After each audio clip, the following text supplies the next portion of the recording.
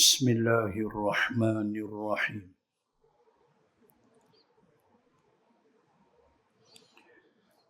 السلام عليكم ورحمة الله وبركاته.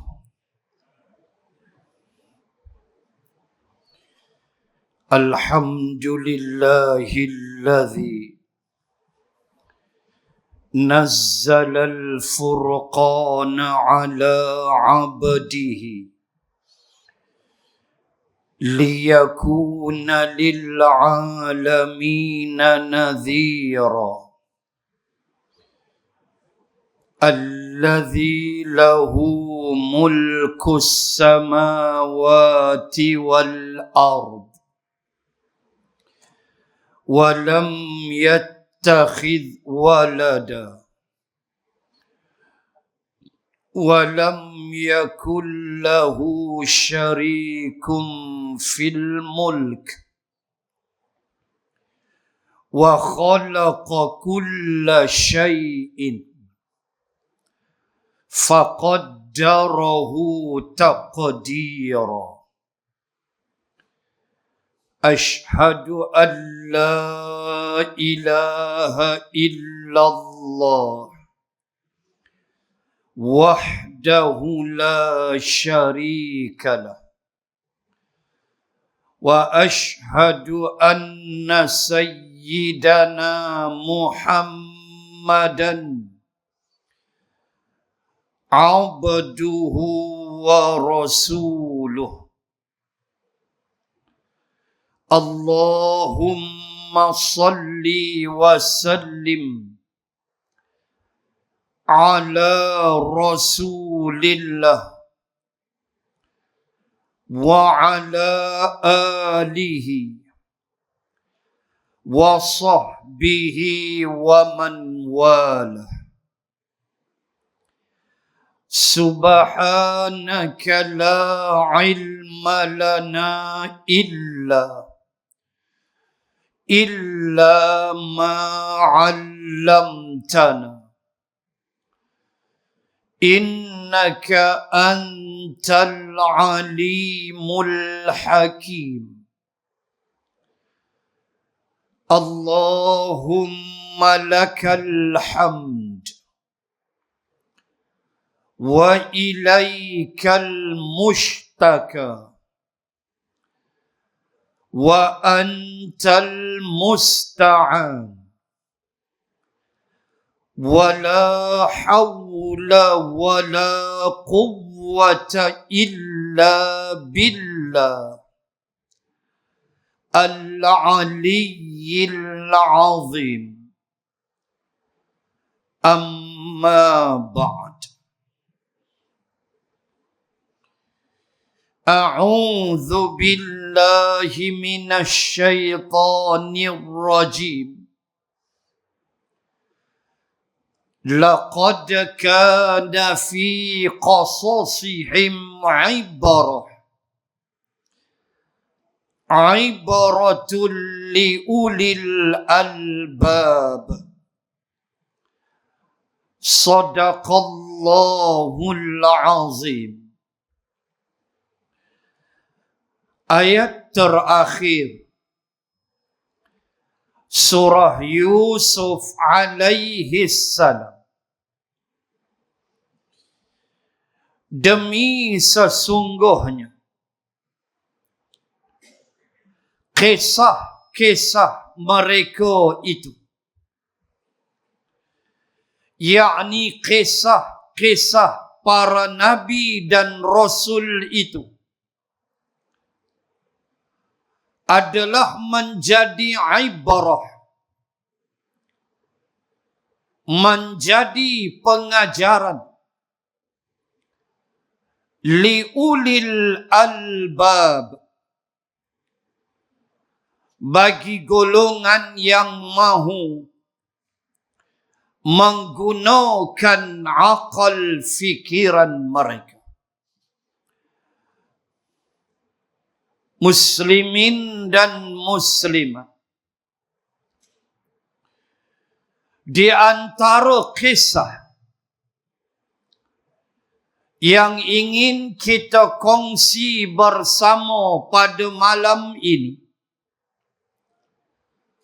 untuk kita mengambil pengajaran daripadanya adalah satu kisah yang datang dari Nabi Ibrahim alaihi salam. Ayatnya saya baca sebentar lagi. Mengikut ulama tafsir, para mufassirin menceritakan pada suatu hari Nabi Ibrahim alaihi salam berjalan-jalan di tepi pantai. Tiba-tiba dia melihat bangkai seekor ikan paus yang terdampar di pantai. Dia memerhatikan suasananya, iaitu ketika air laut pasang,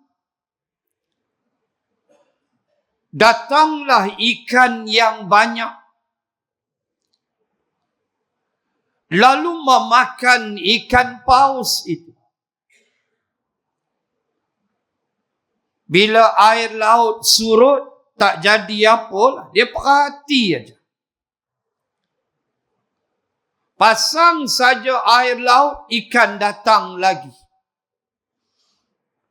Memakan bangkai ikan paus itu. Lalu Allah cerita ayatnya. Ayat 260. Suratul Baqarah. Pada juzuk yang ketiga. Nabi Ibrahim berkata, wa idh qala Ibrahim Rabbi arini kaifa tuhyil mauta. Bila dia tengok bangkai ikan paus ni hampir tinggal tulang dah. Lalu dia bertanya kepada Allah. Ayat 260 Al-Baqarah. Apa dia tanya? Rabbi arini kaifa tuhyil mauta. Wahai Tuhan, boleh tak tunjukkan pada saya? Hari ini, saya nak tengok. Tunjukkan pada saya. Kaifa tuhyil mauta. Bagaimana engkau menghidupkan orang atau makhluk yang telah mati.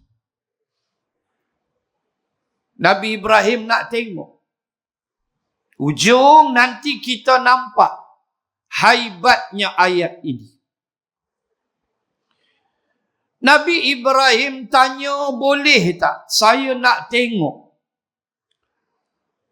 macam mana Allah tuhyil mauta, menghidupkan makhluk yang sudah mati. Kesan dia tengok ikan paus yang dah tinggal tulang itu. Allah jawab, qala awalam tu'min. Allah kata, wahai Ibrahim, awalam tu'min, engkau tak berimankah? Mustahil Rasul tak beriman? Nabi Ibrahim jawab, bala, walakin liyatma'inna qalbi. Bahkan ya Allah, saya ni beriman. Allah pun tahu saya beriman. Cuma walakin liyatma'inna qalbi. Saya nak bagi hati saya ni betul-betul syok. Betul-betul yakin bahawa Allah menghidupkan makhluk yang telah mati. Bukan saya tak beriman, wahai Allah. Cuma liyatma'inna qalbi. Liyatma'inna. Selalu dengar kalimah mutma'innah. Nafsu mutma'innah. Liyatma'inni. Liyatma'inna qalbi. Makna nak bagi tenang hati tu. Bagi yakin, bagi puas. Itu yang datang nafsu mutma'innah di hujung surah Al-Fajr. Ya ayyatuhan nafsul mutma'innah. Semua faham ayat itu. Dia kata dekat Allah, saya nak syok hati saya ni. Bagi tengok sungguh. Yakin sungguh-sungguh adanya kehidupan lepas mati. Itu poin dia. Lalu Allah jawab, qala fakhudh arba'atam minat tayr. Ini poin yang saya nak pertekankan. Allah kata, fakhudh, ambillah, arba'ah, 4. Arba'atam minat tayr. Ambillah 4 ekor burung. Di dalam kitab tafsir Abrul Athir, karangan almarhum Imam Sonhaji rahimallahu ta'ala, dia ada membawa pandangan Imam Al-Khazin tentang 4 ekor burung ini, yang falsafah dia, 4 ekor burung ini mewakili perangai manusia.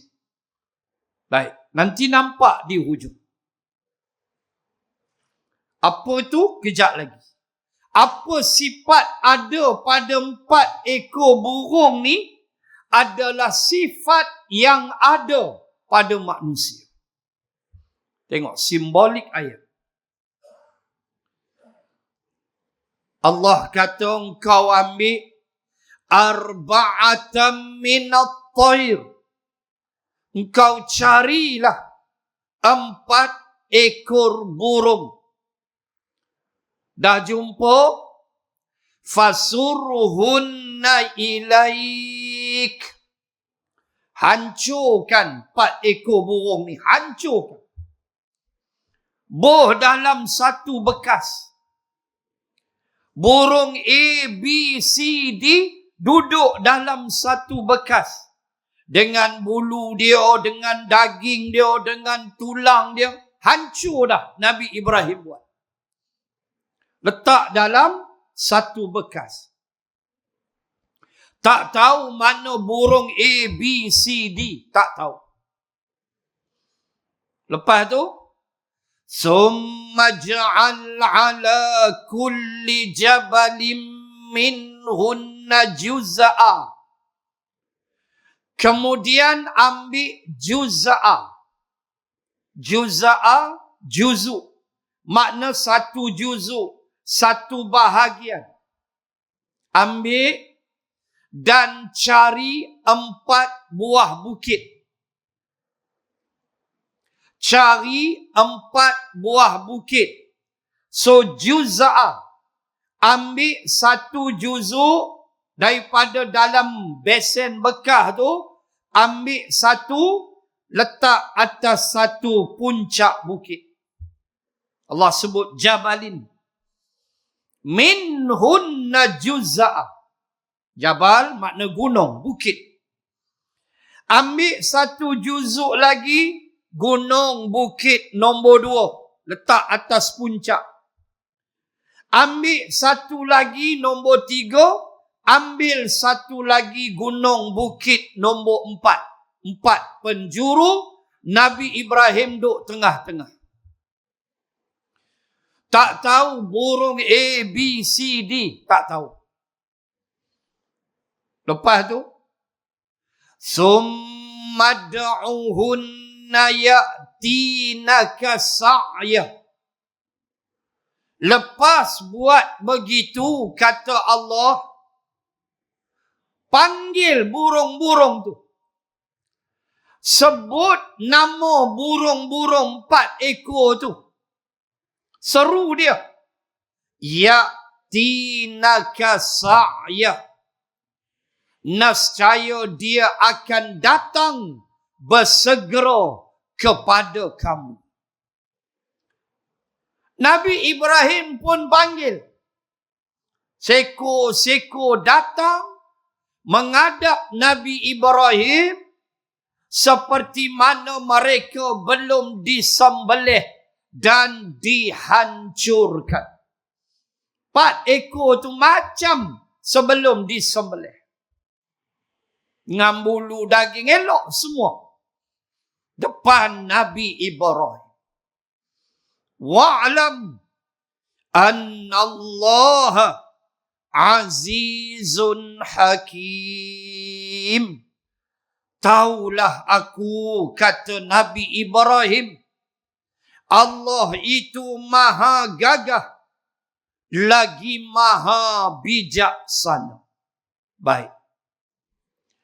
Sebelum saya sebut apa yang dicatatkan oleh almarhum Ahmad Sonhaji di dalam kitabnya Abrul Athir tentang nama 4 ekor burung ini yang mewakili 4 sifat manusia yang Nabi Ibrahim hancurkan burung-burung itu sebagai simbolik hancurkan 4 sifat ini. Tak mau ada kat kita.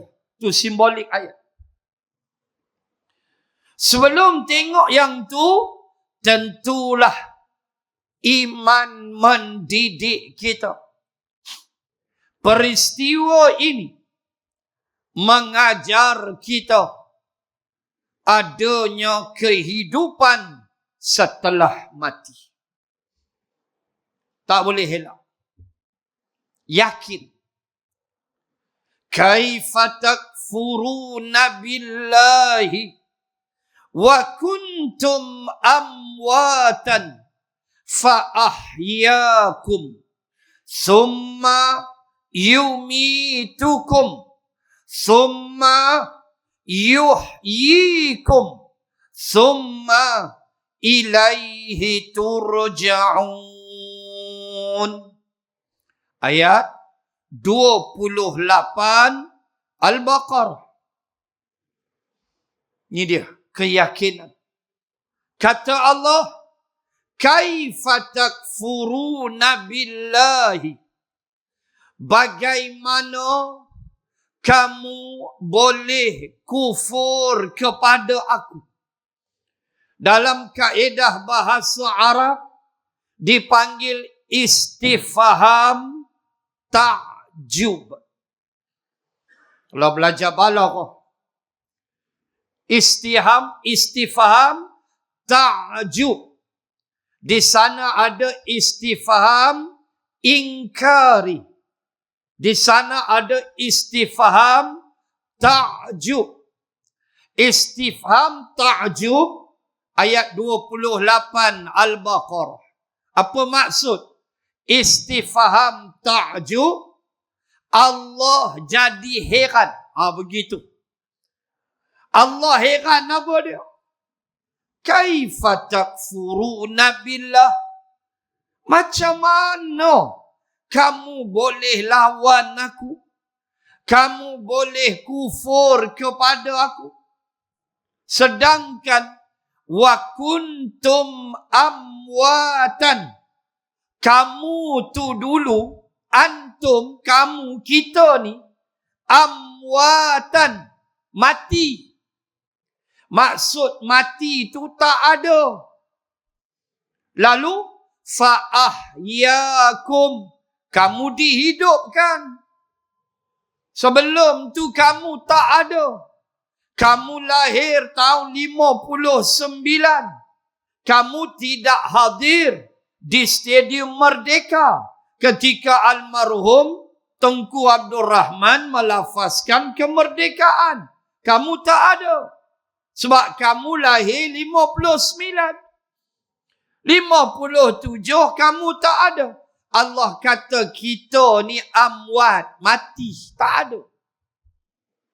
Lepas tu, fa'ahyakum, aku hidupkan kamu.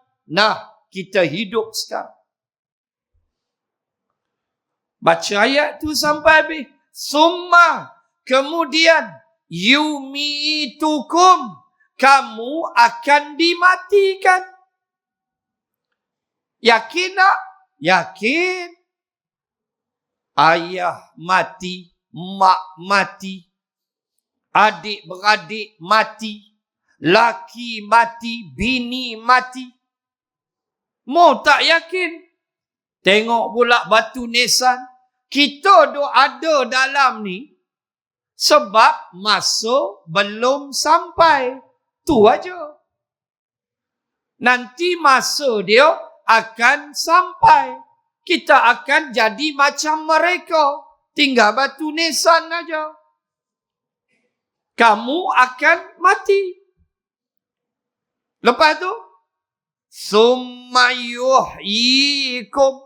Lepas kamu mati, aku akan hidupkan kamu balik. Tu dia. Bila tu? Tak tahu. Namanya kiamat. Namanya mahsyar di sisi Allah. Tapi yakin? Yakin.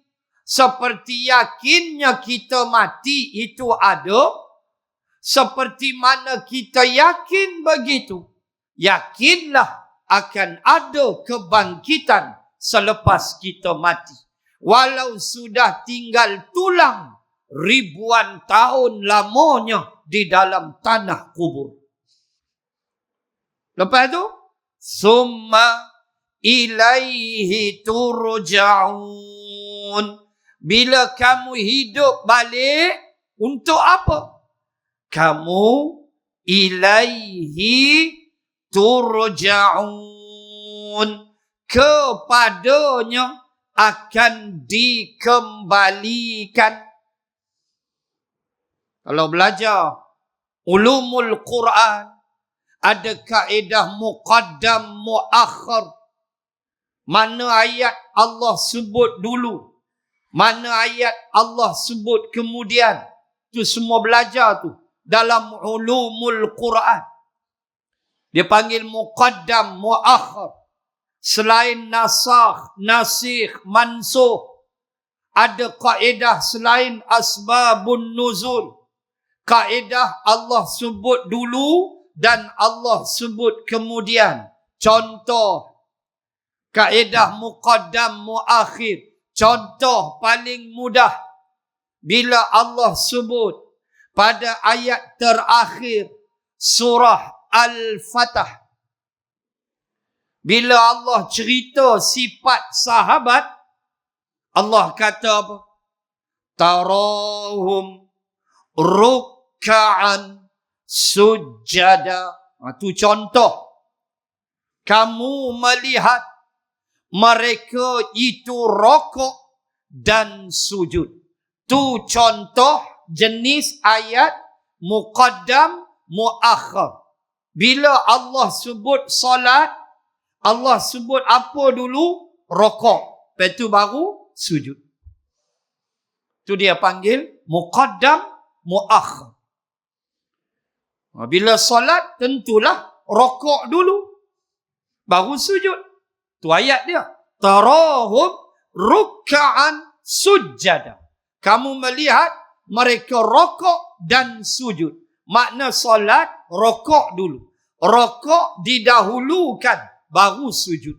Rokok itu muqaddam, sujud itu muakhir. Satu lagi contoh senang. Hari-hari baca. Iyyaka na'budu wa iyyaka nasta'in.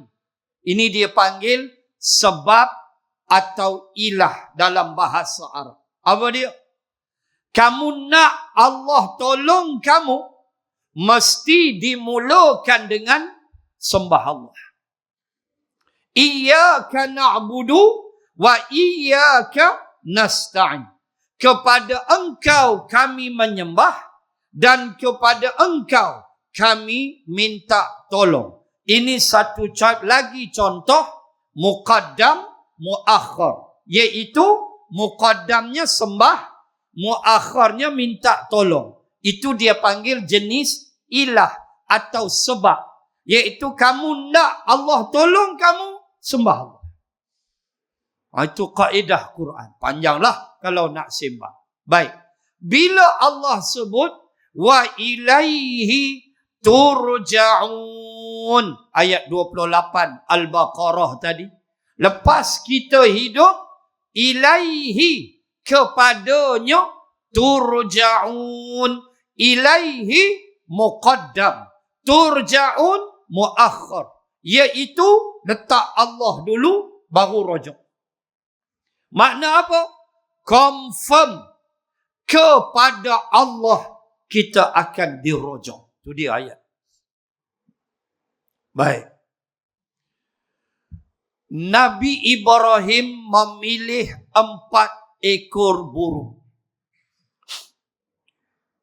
Dalam kitab tafsir Abrul Athir, almarhum Imam Ahmad Sonhaji telah mengambil pandangan Imam Al-Khazin bahawa 4 ekor burung yang diambil oleh Nabi Ibrahim, yang disembelihnya, yang dihancurkannya, adalah merupakan simbolik kepada menghancurkan sifat-sifat tak elok yang ada pada 4 ekor burung ini, yang bila-bila boleh hinggap dekat kita.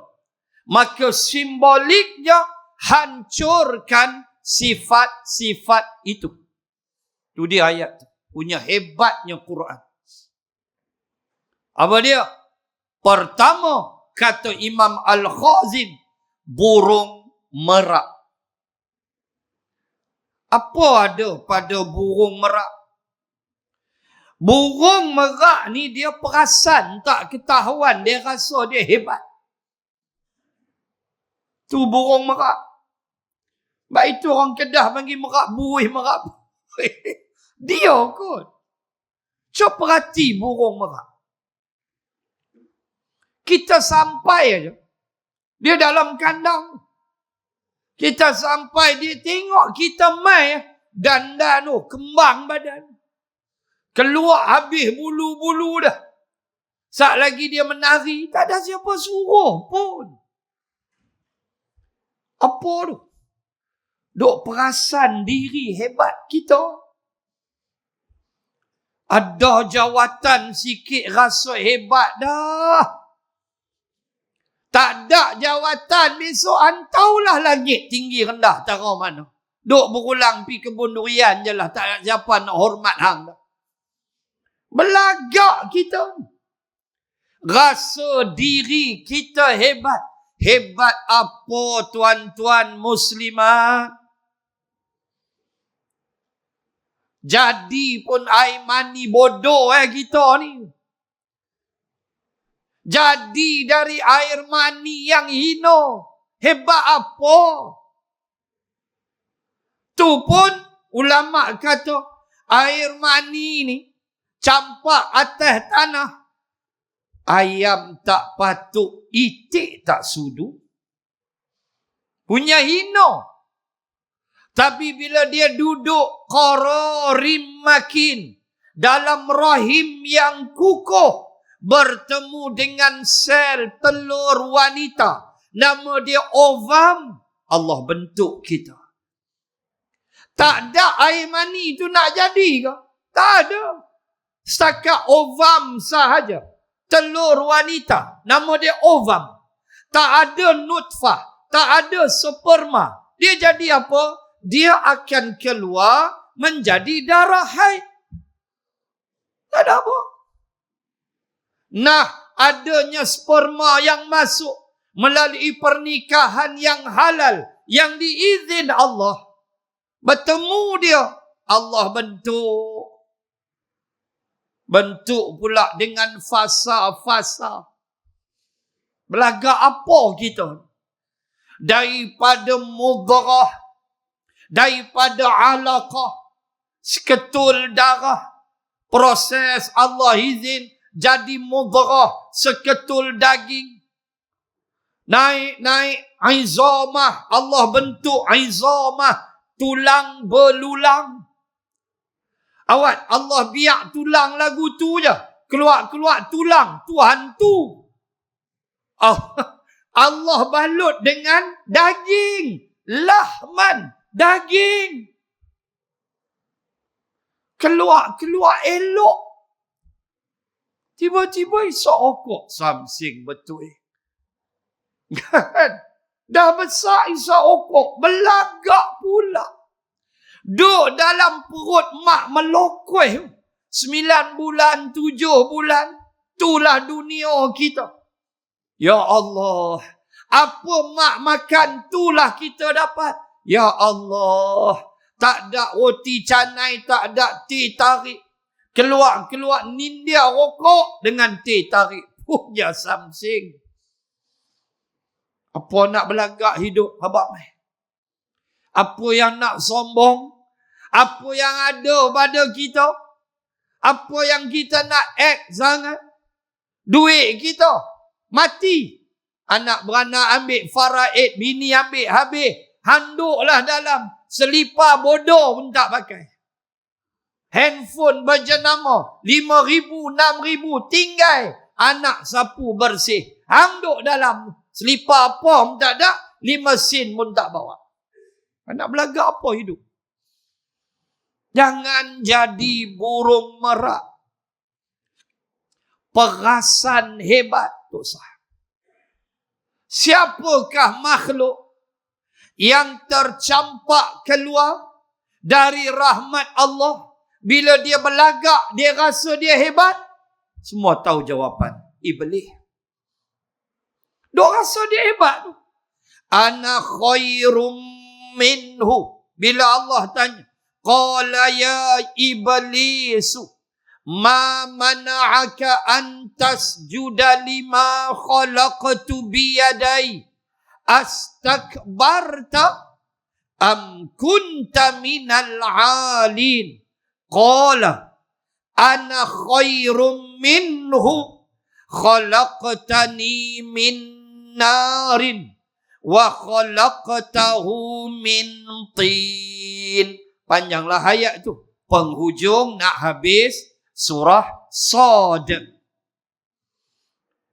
Allah kata, wahai iblis, kenapa tak mau hormat kepada Adam yang telah aku ciptakan? Astakbarta, hang sombongkah? Am kunta minal alin, atau hang rasa hang hebat? Qala, iblis jawab, Ana khairum minhu. Tengok. Rasa diri hebat. Ana khairum minhu. Aku lebih baik daripada dia. Khalaqtani min nar. Engkau cipta aku dari api. Wa khalaqtahu min tin.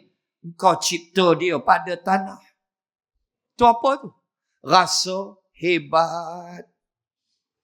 Aku ni api. Aku ni pegawai besar. Aku ni menteri. Aku ni wakil rakyat. Aku ni. Semua aku ni. Rasa hebat. Sampai lupa Allah. Sampai lupa dosa pahala. Iblis mengaku Allah tu Tuhan. Bukan dia tak mengaku. Dia tahu tu Allah. Tapi dia dengan sombongnya. Allah kata, fakhruj minha. Hang beramboi keluar daripada syurga aku. Tolong tuan-tuan. Muslimin dan muslimat. Jangan ada perasaan rasa diri kita hebat. Tak ada. Yang membezakan kita apa? Iman dan takwa. Tak ada apa kita. Bukan pada kulit, keturunan, harta. Tak ada. Bilal ibn Rabah. Kedengaran terompah sepatunya di hadapan syurga oleh Rasulullah. Walau kulit hitam legam. Abu Lahab dihumban ke neraka. Walau kulitnya cantik. Keturunan hebat Bani Hashim. Adik ayah Nabi Abdullah. Abdullah nombor 4 dalam senarai keluarga. Abdul Muttalib.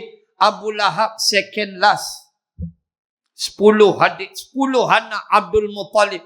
Abu Lahab nombor 9. Nombor 10 ialah Abbas. Saidina Abbas paling bongsu, paling kecil.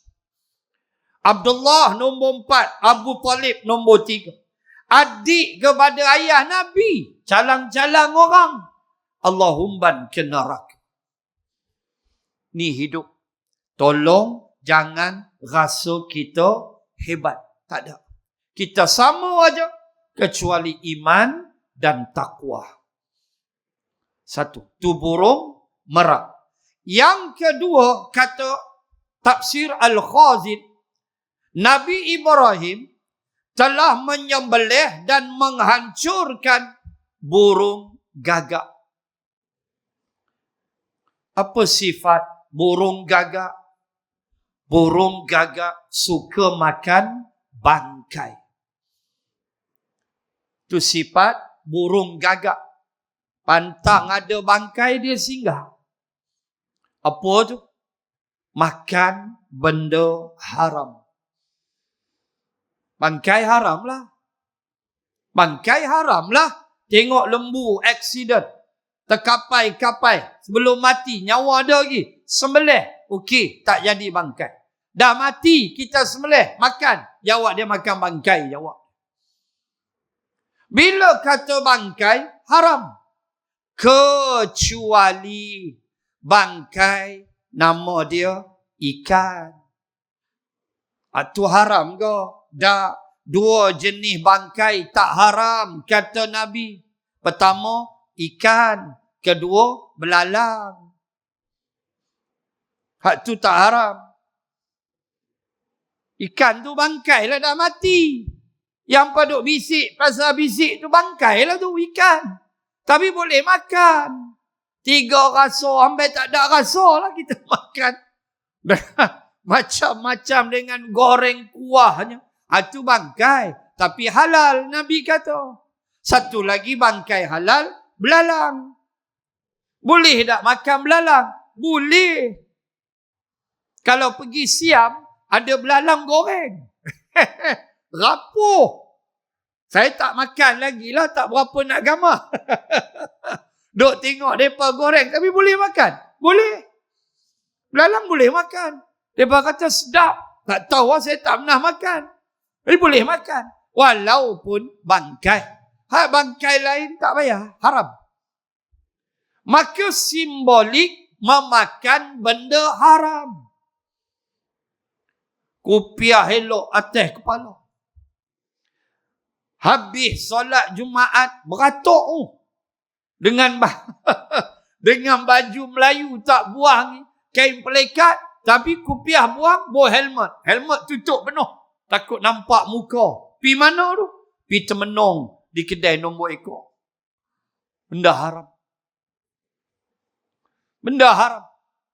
Makan riba haram.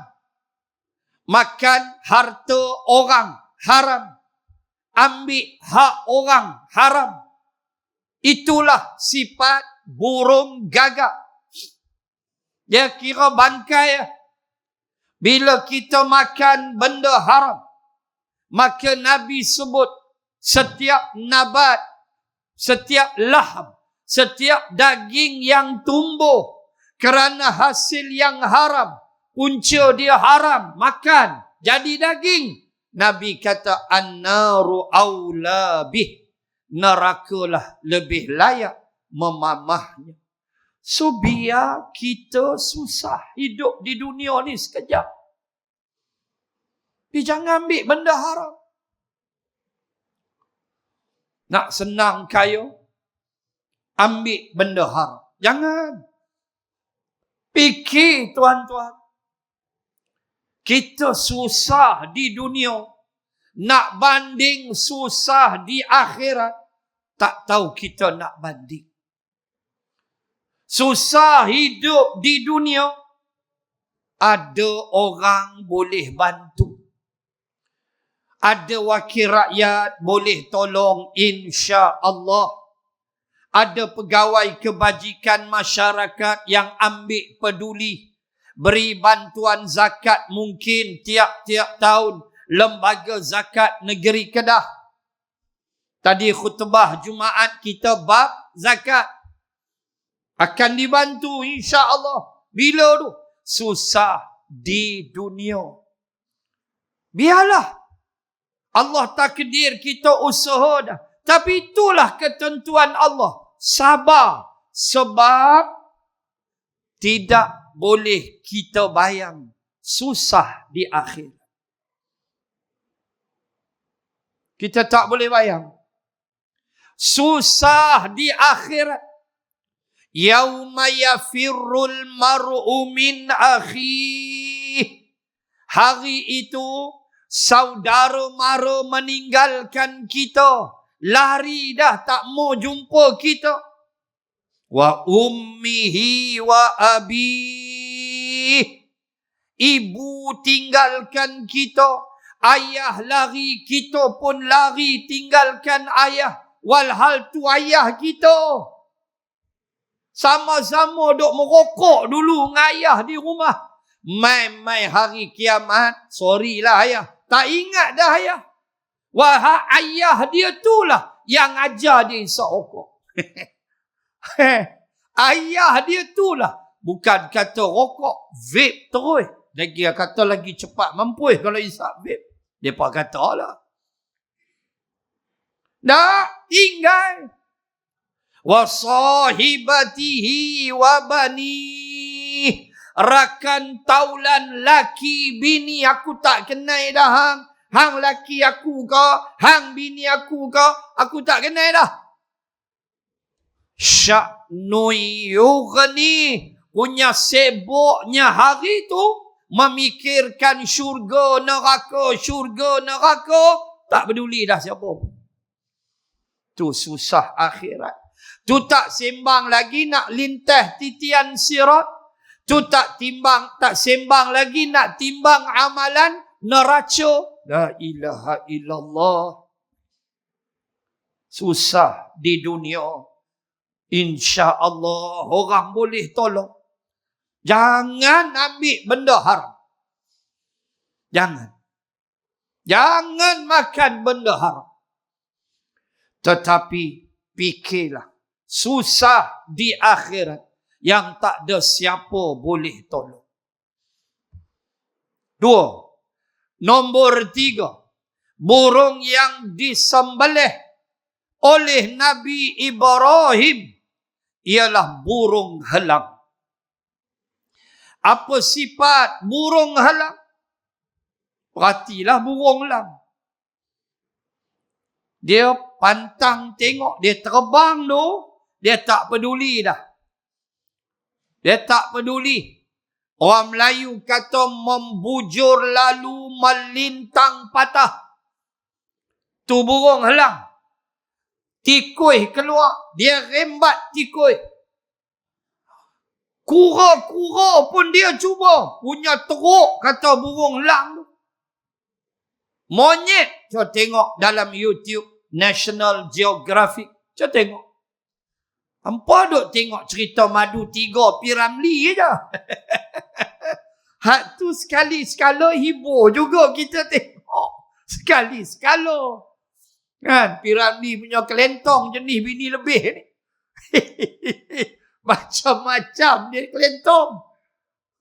Cuba tengok burung elang tu. Kera pun dia bawa lari. Kera tu baru nak exercise. Nah, dia sampai. Dia bubuh dengan dia punya paruh. Mampus kera. Apa yang dia tak sambar? Setakat yang kita tengok, dia belum angkat orang dia lagi. Sebab terlalu berat orang tu. Dia tak boleh tarik. Tambah paruh-paruh orang tu berat dengan asap rokok. Dia tak boleh tarik. Lain semua. Ular dia sapu. Apa burung elang punya perangai? Dia kira sapu. Dia tak peduli. Halal ke? Haram ke? Bantuan pun dia sapu. Hak orang bagi benda tak betul pun dia sapu. Judi pun dia rembat. Semua. Dia kira boleh kenyang sudah. Ni teruk punya perangai. Membujur lalu melintang patah. Ramailah apa pun. Aku tak tanya dah. Aku sapu semua. Dan dia aku kenyang. Tu burung elang. Sembelih perangai tu. Jangan duk ada. 3. Dan yang terakhir. Apa yang dia sembelih? Kata ulama dalam tafsir Al-Khazin. Dia menyembelih ayam jantan lago. Ayam jantan. Walaupun ayam, tapi boleh terbang dah ayam. Boleh. Maka dia masuk kategori burung juga. Apa dia perangai ayam jantan? Dalam tafsir Al-Khazin. Terutama ayam jantan yang dia ni kuat. Ayam lago. Kata tafsir Al-Khazin. Nafsu dia kuat. Oh, kacau. Nafsu dia kuat. Tu ayam lago. Dia pantang tengok ayam betina, dia kira nak libas. Dia pantang ada duit sikit, danok. Nak pihaknya banjir, dia kata danok jadi ya. Umur 80 dah. Urut start, masaj dia kata. Ngadai, mampu. Nafsu apa ni? Umur 80 dah. Lepas tu dia boleh sembang. Puak-puak ni. Kami pergi sana menunaikan hajat. Dia berkata, qadha hajat. Punya perangai. 80 dah umur. Nafsu kuat tara mana ni? 80. Orang kata nafsu ada, syahwat tak ada. Tu saya duk sembang lah. Kan nafsu, syahwat. Nafsu ada ustaz, syahwat tak ada dah. Pi. Gagah lagi. Kopi ni telan Tok Sah cakap segala jenis kopi. Hang abak ya. Kopi hak jual halal punya. Kopi underground. Kopi hak tak ada cop punya.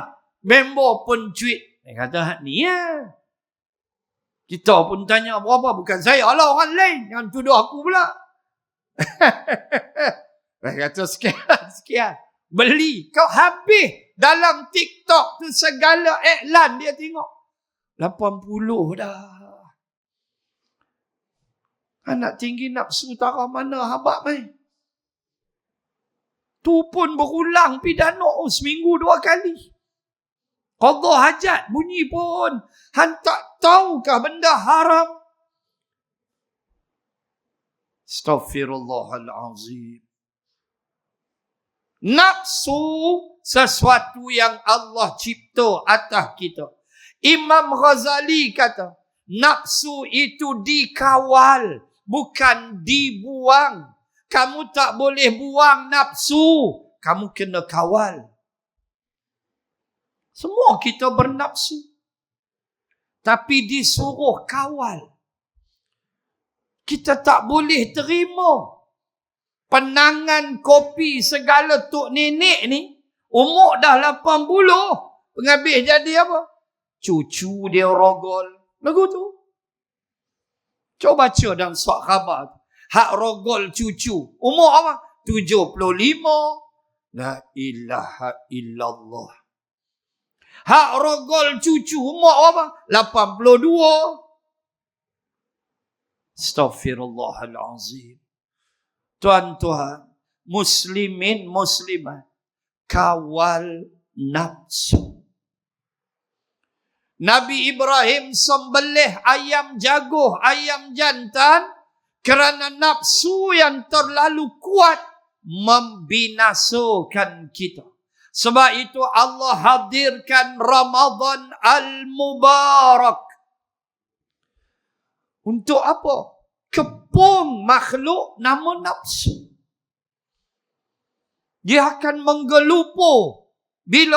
Bila siang hari tak boleh makan. Makan hang berdosa, hang kena qada puasa. Bila siang hari tak boleh sentuh bini, jangan duk bersetubuh siang hari. Di bulan Ramadan, maka nafsu jadi terkepung. Untuk Allah bimbing kita. Nafsu tak boleh buang, tapi kawal. Bila berlebih, siap. Nafsu makan. Kita nak makan. Ada nafsu? Ada. Cuma makan berlebihan. Tu nafsu yang berlebihan. Punah hidup. Tersandar bawah meja. Tak boleh nak bangkit. Berjalan bunyi air. Perut tu bunyi air. Punya banyak dia minum. Tambah buka puasa hari pertama kan. Allah, dia balon tu. Dia punya balon.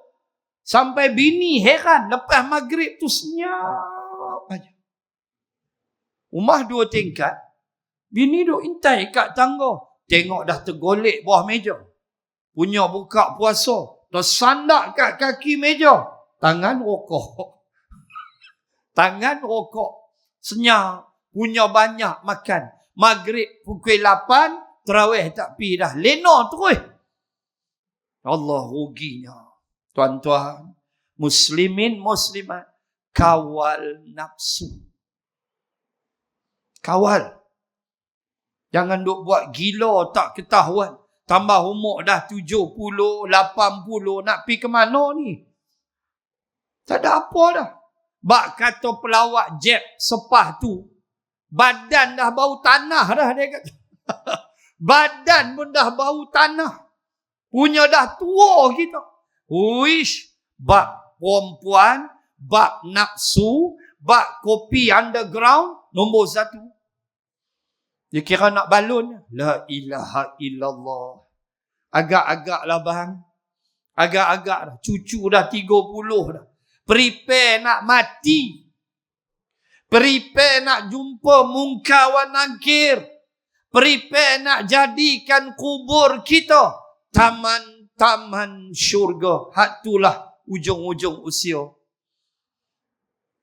Jangan kita terperangkap dengan nafsu yang dia memang innan nafsa la ammaratum bisu'i illa ma rahima rabbi.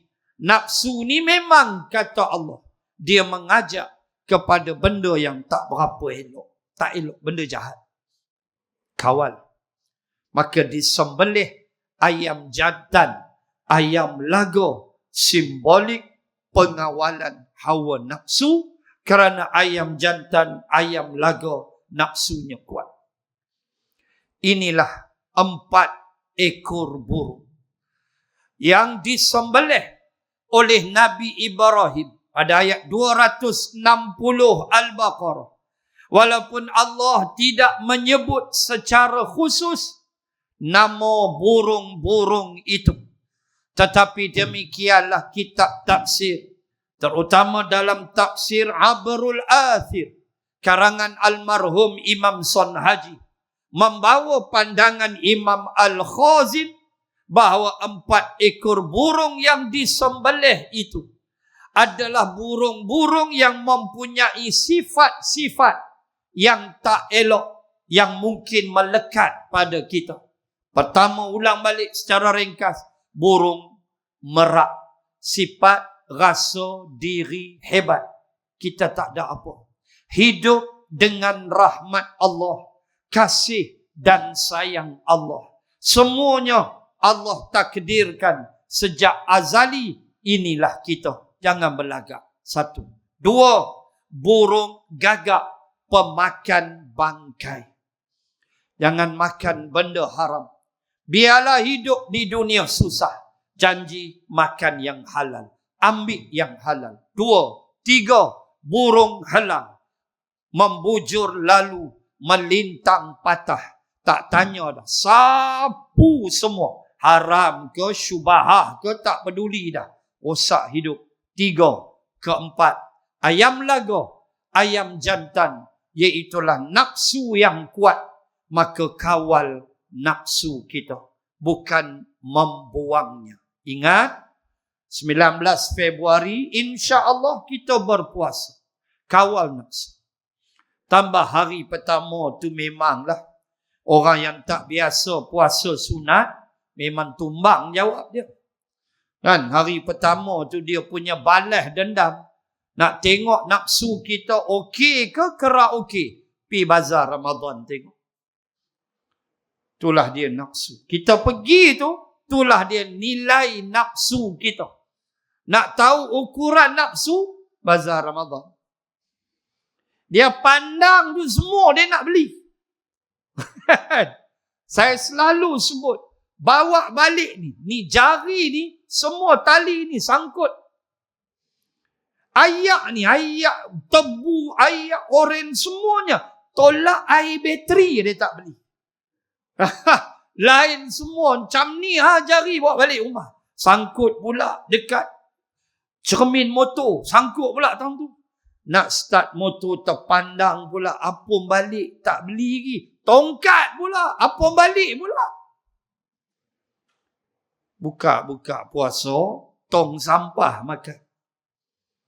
Sebab apa? Yang lebihnya apa? Okok. Itu yang lebih.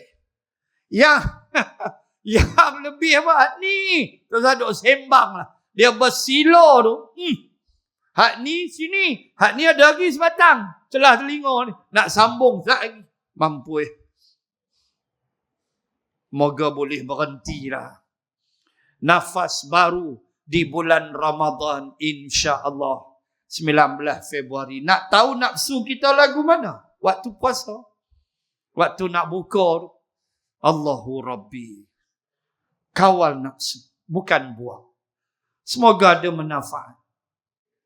Sedikit yang kita bahaskan pada malam ini. Dan kalau ikut jadual, jatuh bulan puasa bulan 2. So saya tunggu saja daripada pihak pentadbir masjid. Kalau dia kata on Ramadan, saya datang untuk tazkirah. Kalau taklah. Kita jumpa bulan 4 pula. Sikit punya lama nak tunggu.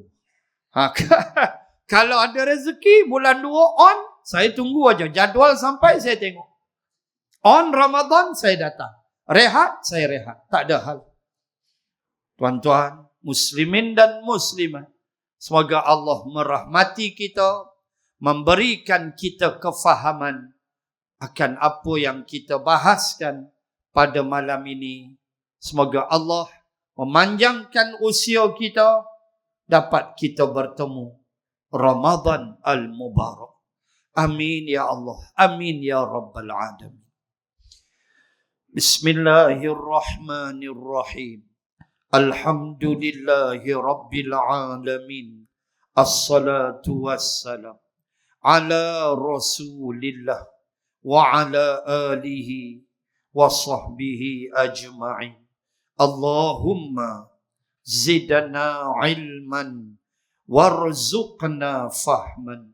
Allahumma rzuqna fahman nabiyyin wa hifzal mursalin. Allahumma ij'al jam'ana hadha jam'an marhuma wa tafarruqana min ba'dih tafarruqan ma'suma.